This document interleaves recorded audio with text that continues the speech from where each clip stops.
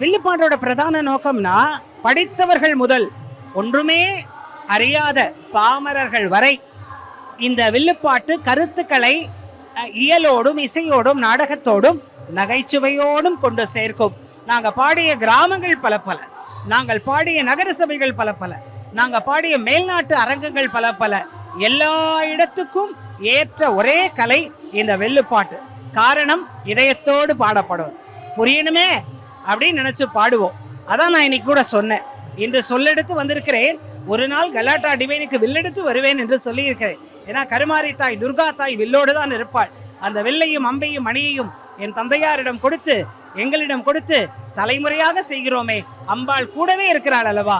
ஆச்சாரியால் கரதீட்சை கொடுத்த வில், மகாபெரிவாளை சொல்லுகிறேன், ஆச்சாரியா கரதீட்சை கொடுத்த வில், அந்த வில்லோடு நாங்கள் செய்வது எங்கள் குடும்பத்து மிகப்பெரிய அனுபவமாக இதை சொல்கிறேன். வில்லுடைய ஒரே நோக்கம் எல்லாருக்கும் புரியணும். புரிஞ்ச பின் தான் அறிவார்கள், அறிந்த பின் தான் தெரிவார்கள், தெரிந்த பின் தான் கடைபிடிப்பார்கள். புரியாம கிளாப்ஸ் அடிச்சுட்டு போறதுல ஒண்ணுமே இல்லை. புரிஞ்சு கிளாப்ஸ் அடிச்சா அந்த வில்லுப்பாட்டுக்கும் மகிமை, சொன்னவங்களுக்கும் மகிமை, கேட்டவங்களுக்கும் மகிமை, கலாட்டா டிவைனுக்கும் மகிமை.